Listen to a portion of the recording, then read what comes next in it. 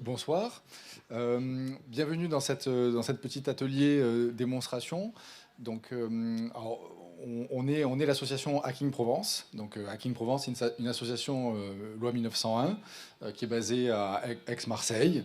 Notre but, c'est de faire la promotion du hacking éthique. C'est-à-dire, c'est la vision positive. Alors, dans la communauté du hacking, quand on précise éthique, c'est vraiment mal vu parce que ça voudrait suggérer que si on ne le précise pas, ça ne l'est pas, alors que ça l'est naturellement.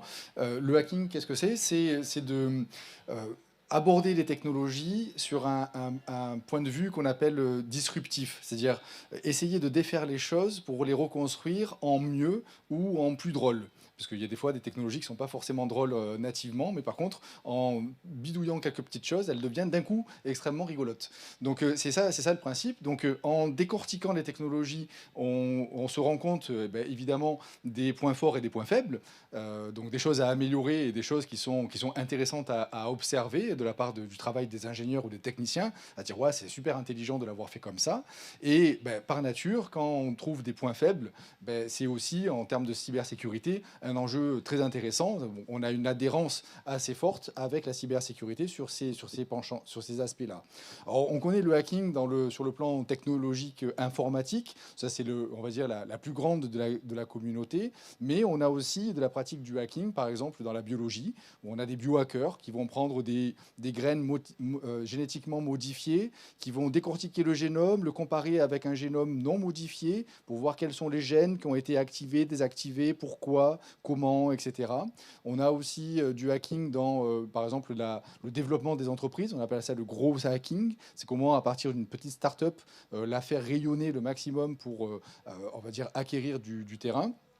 Et on l'a aussi, par exemple, on a tout ce qui est hackerspace, les Fab Labs qui vont construire aussi des choses mécaniques, matérielles, avec des imprimantes 3D et autre chose. Voilà. Donc là, dans cette démonstration, donc Antoine va nous faire la démonstration de ce qu'on appelle une attaque par rogue AP. Alors AP, qu'est-ce que c'est? C'est un access point Wi-Fi. Donc c'est une borne Wi-Fi, mais rogue, c'est-à-dire félonne, fausse, malveillante, méchante. Hein. Donc c'est une attaque qu'on réalise régulièrement quand on fait par exemple des campagnes de tests d'intrusion ou des choses comme ça, parce que c'est une manière de pouvoir capter facilement des communications de victimes potentielles.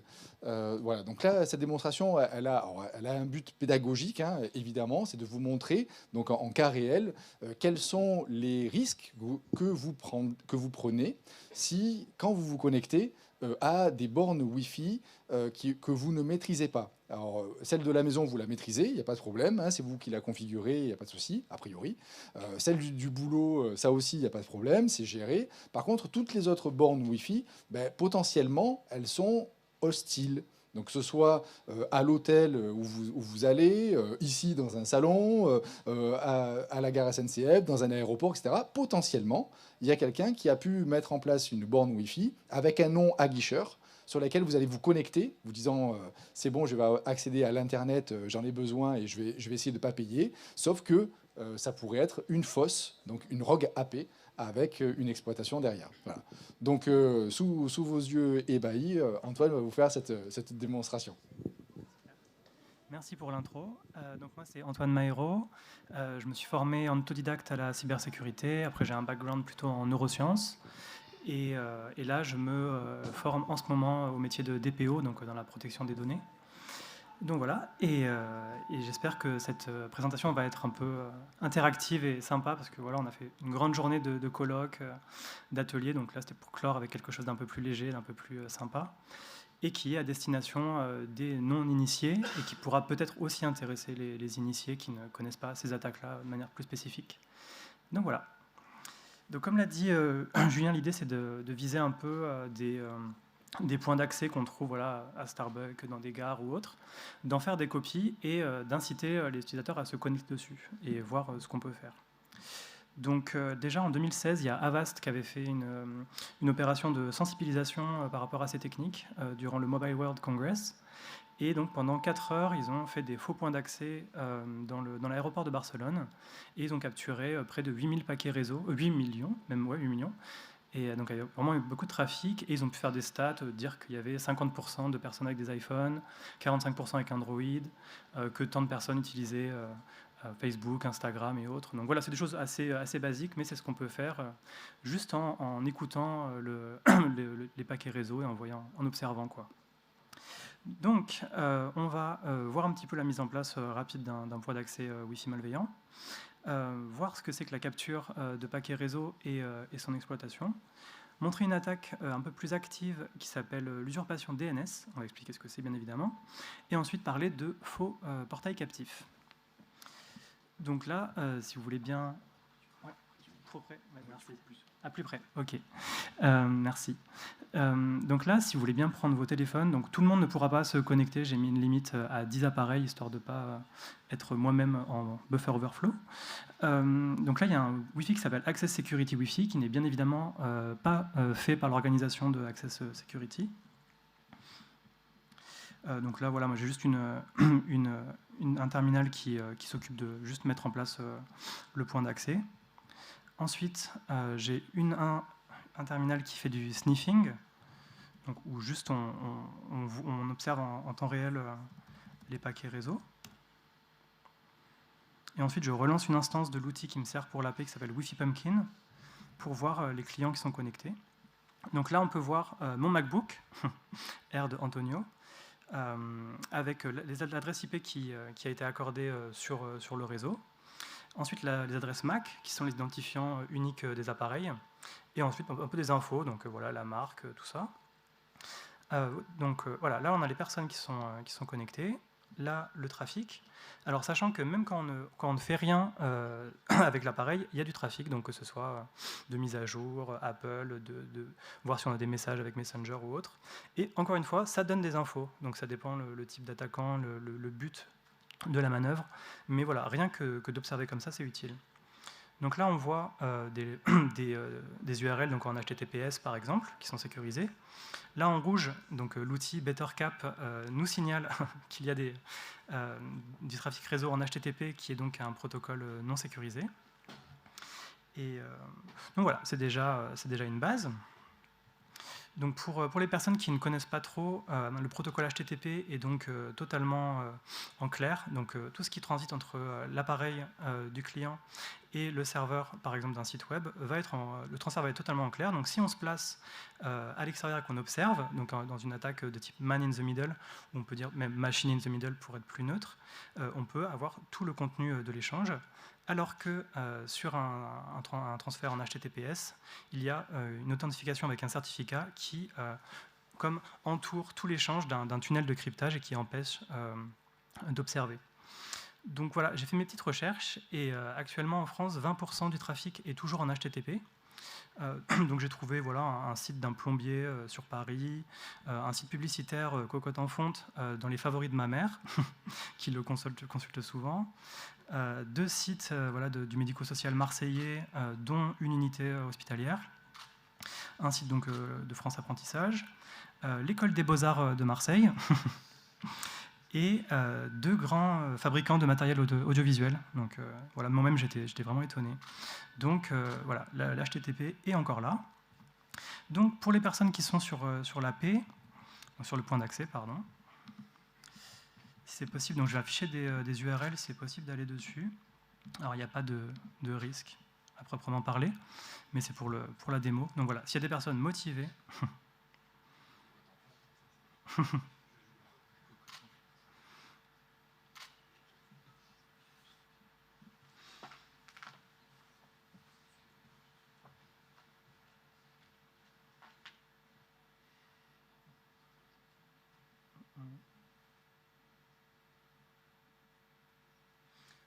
donc là j'ai lancé un peu une requête sur mon ordi, donc on voit déjà des images qui commencent à apparaître. Donc là je suis sur un site en HTTP, donc rien n'est crypté. Et donc les images qui s'affichent sur mon ordinateur s'affichent ici dans cet outil qui s'appelle DriftNet, qui est un outil de démonstration.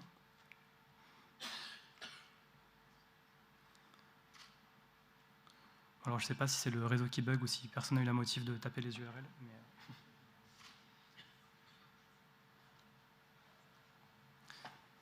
Mais ça tombe bien, je suis aussi sur le réseau.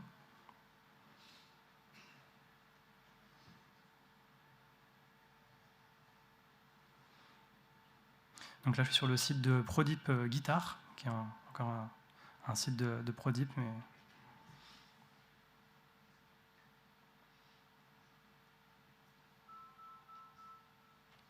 Bon, clairement, ça lag, hein.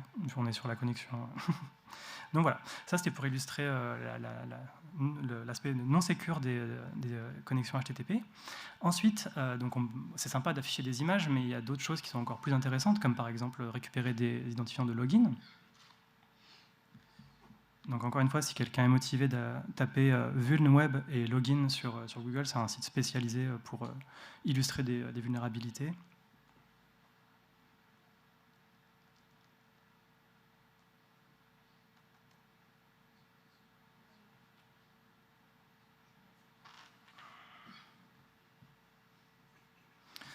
Par exemple, Thierry pourrait se motiver avec son Galaxy Note.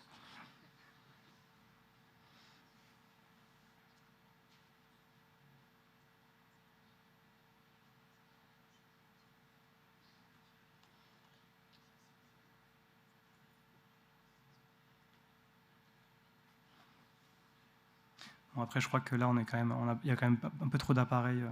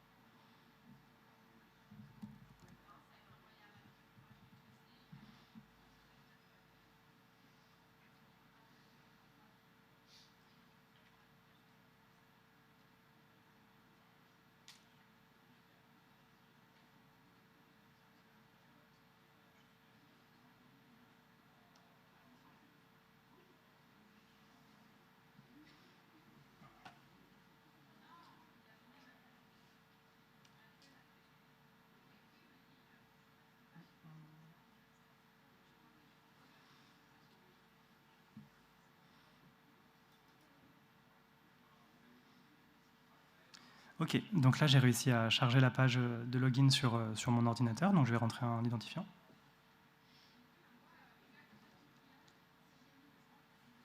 Et on voit donc sur l'écran apparaître ce que j'ai rentré dans mon ordi, donc test. Donc voilà, donc morale de l'histoire, si vous êtes sur un Wi-Fi qui n'est pas le vôtre et que vous êtes sur un site HTTP qui vous demande un login, juste évitez parce que toute personne peut le voir. Ok, donc là on était vraiment sur une partie très passive entre guillemets de l'attaque. Là je vais essayer de vous montrer un truc un peu plus entreprenant. Donc déjà, qu'est-ce que le DNS? Le DNS c'est le système de nom de domaine. Donc vous êtes d'accord qu'en général, quand vous rentrez le nom d'un site internet, donc le nom de domaine, par exemple Cocotanfond, vous arrivez sur le site et tout se passe plutôt bien. Ça, c'est grâce justement au serveur DNS qui va assurer la correspondance entre le nom de domaine que vous avez rentré et l'adresse IP d'un serveur. Parce que ça ne serait pas très pratique de devoir tout le temps rentrer des adresses IP et de s'en souvenir. Donc merci le DNS. Et donc ce système peut aussi être attaqué. Donc dans le cas d'une attaque DNS spoof, donc usurpation de DNS, et par exemple dans le cas d'une attaque machine in the middle comme ici, on va remplacer l'adresse IP du serveur par une adresse IP de notre choix, qui va par exemple renvoyer vers un serveur en local avec une page de phishing, qui va se faire passer pour une autre page et inciter à rentrer des identifiants. Donc pareil, si quelqu'un veut aller sur le site des Beaux-Arts,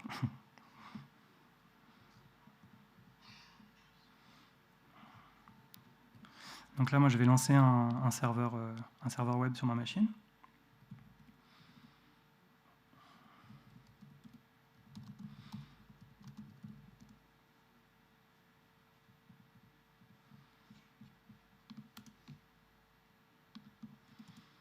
Donc là, voilà, on voit la page web que j'ai fait pour le salon. Donc, bon, elle est plus sympa en version mobile.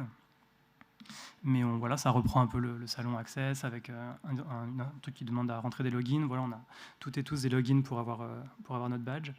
Donc, c'était un peu un exemple de page de phishing. Là, je vais donc configurer l'attaque avec l'outil BetterCap.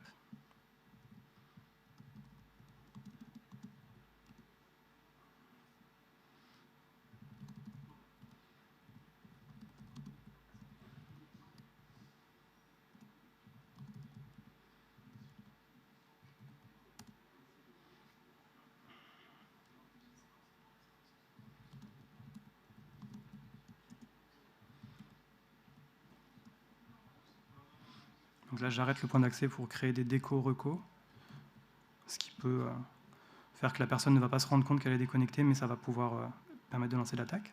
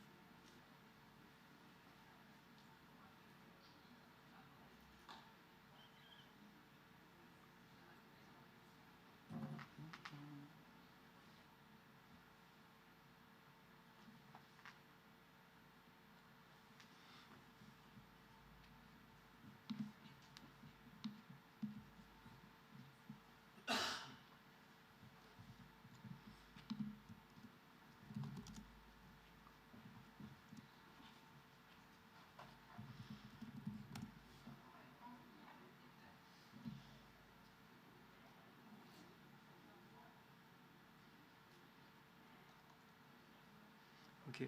Et donc là, je me suis connecté sur le site des Beaux-Arts sur mon ordi, et on voit donc à travers DriftNet que c'est bien la page en question qui s'affiche.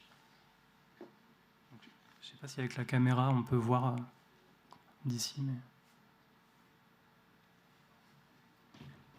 Non, peut-être pas. Ok, super. Donc voilà, donc là on a montré différents types d'attaques qui utilisent les points Wi-Fi malveillants. Je voulais clore par un autre type de phishing qui va viser cette fois ce qu'on appelle les portails captifs. Donc je pense que vous avez déjà dû voir ce genre de fenêtre qui donc, comme ici sur le Wi-Fi du parc Chano, qui demande de rentrer des identifiants pour pouvoir se connecter au Wi-Fi.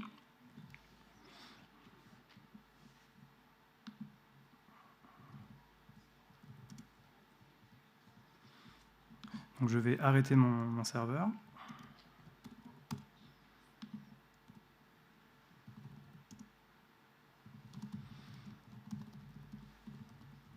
Là, donc, je renomme le point d'accès Facebook Wi-Fi, par exemple.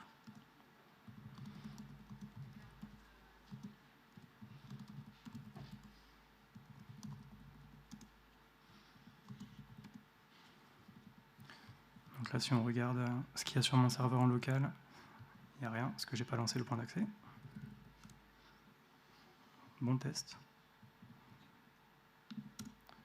Toujours rien.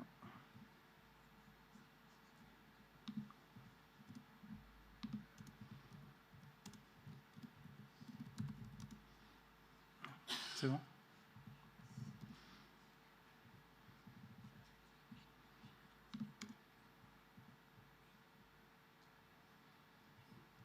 Oui, c'est vrai. Hop. Donc là, on a une jolie page de phishing qui ressemble à Facebook. Et donc, vous vous doutez que si quelqu'un rentre des identifiants de cette manière, ils apparaîtront dans ma fenêtre de sniffing. Donc voilà, c'était un peu tout ce que je voulais vous dire aujourd'hui sur les points d'accès Wi-Fi malveillants. J'ai donc utilisé BetterCap, Wi-Fi Pumpkin et DriftNet, qui sont tous des outils libres, soutenus par des communautés en ligne.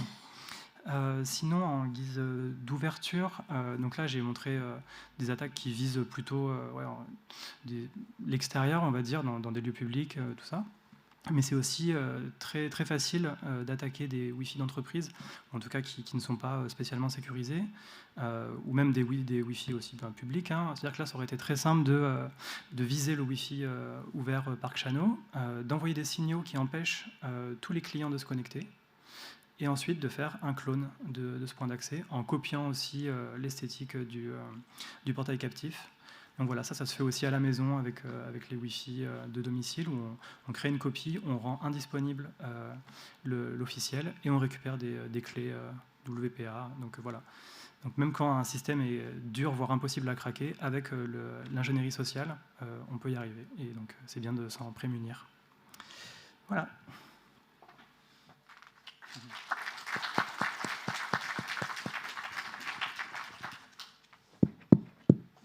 Donc là, il y a plusieurs choses qu'on peut voir dans cette démonstration.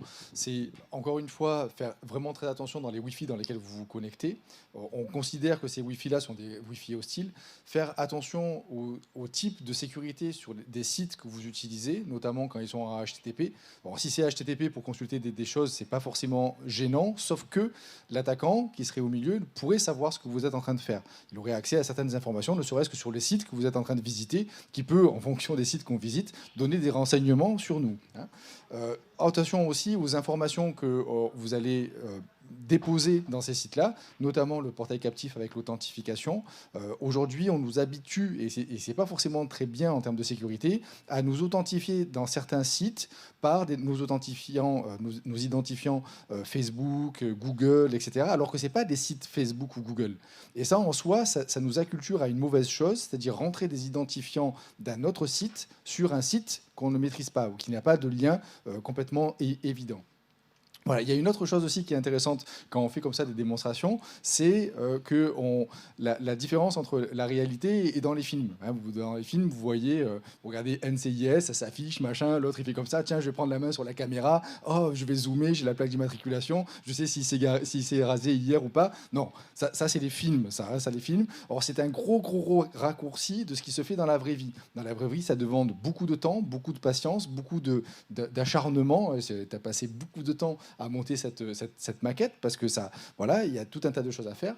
Alors ça, c'est parce qu'on est dans le mode un peu démo. Après, derrière, les cybercriminels, quand on sait le temps que ça prend et l'investissement que ça nécessite, une fois qu'ils ont monté leur maquette comme celle-là, après, ils essayent de l'amortir le maximum possible. Donc cette même maquette, ils vont s'en servir dans plein d'endroits pour rentabiliser le travail réalisé. Même dans certains cas, c'est même pas eux qui font la maquette, c'est le cousin ou un autre qu'ils auraient payé. Et ensuite, il y a les criminels qui vont s'en servir. Voilà.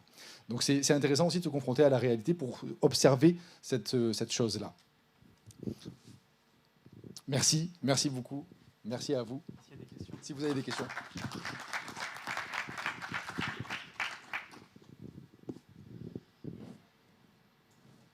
Donc l'association c'est Hacking Provence, on a un site internet, on nous trouve aussi sur Twitter, sur YouTube, enfin pas sur, oui si, sur YouTube, bon, plein de réseaux sociaux. Adhérer à notre association, ça a plusieurs avantages. Une fois par mois, on fait des hackpéros, c'est-à-dire qu'on se réunit et on partage des choses qu'on a vues dans l'actualité. Voilà, donc on a des fois des moments qui sont assez riches, donc ça nous permet de partager ces choses-là. On fait des déplacements dans différentes conférences en France ou à l'étranger. On va à Paris, on va à Grenoble, on va jusqu'en Allemagne au CCC, le Chaos Communication Congress. On va jusqu'en Serbie aussi. Voilà. Donc on va dans ces conférences-là et les adhérents peuvent venir avec nous, ce qui nous permet d'optimiser la logistique. On prend des appartements ensemble, etc. On arrive dans des endroits où on est tous ensemble, donc c'est déjà pas mal. Et on organise aussi nos propres événements, et notamment Sexy, qui se passe à La Ciotat au mois d'octobre, et qui est aussi une manière, sur 2 jours, de partager des thématiques sur la cybersécurité, le hacking, et encore une fois, pas forcément sur la vision vraiment malveillante, il y en a très peu finalement dans cette communauté, mais surtout sur cette perspicacité, cet intérêt, cette curiosité humaine, purement humaine, qu'on a sur les technologies. Vraiment, la philosophie dans le hacking, c'est d'être plus fort que la machine et d'être vraiment intelligent et pas simplement artificiellement.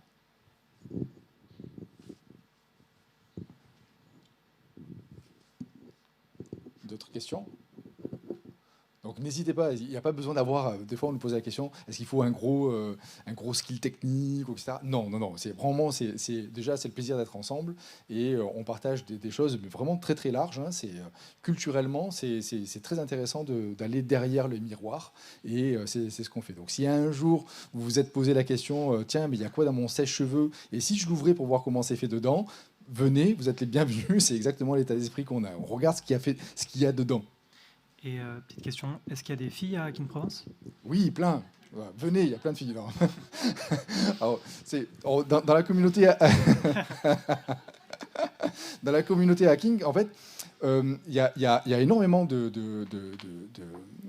femmes qui sont dans cette communauté, sauf que la plupart du temps, c'est un univers qui pourrait dans lequel on pourrait penser qu'il y a plus d'hommes, donc elles ont des pseudos qui sont plutôt masculins. Donc, et puis, encore une fois, dans le hacking, c'est ça qui est intéressant, on est tous sous pseudo, parce que c'est une manière de lisser tous les aspects physiques. Hein, c'est-à-dire que derrière un pseudo, on ne sait pas l'âge, le sexe, la religion, on ne sait pas tout ça parce qu'on s'en fiche finalement. Ce qui nous intéresse, c'est la curiosité et la perspicacité. Donc, et effectivement, on a des filles aussi, et dans la communauté hacking, il y a des filles qui sont extrêmement pertinentes parce que ça aussi, c'est intéressant sur le plan de la sécurité. La plupart des technologies qu'on utilise aujourd'hui sont faites par des hommes. En vrai, parce que c'est des cursus, ingénieurs, machin, etc. Et la plupart du temps, si on dépasse les 15% de filles, c'est déjà beaucoup. Donc derrière, quand on a des hackeuses qui viennent avec un regard un peu différent, un peu original sur les technologies, elles arrivent à trouver des failles qui sont plus difficiles à trouver, quoi. Sachant que je crois que c'est un peu la philosophie du hacking, c'est on part d'un système et on essaie de l'utiliser de manière auquel personne n'a pensé. Donc la diversité, c'est super important. Ok. Merci. Merci.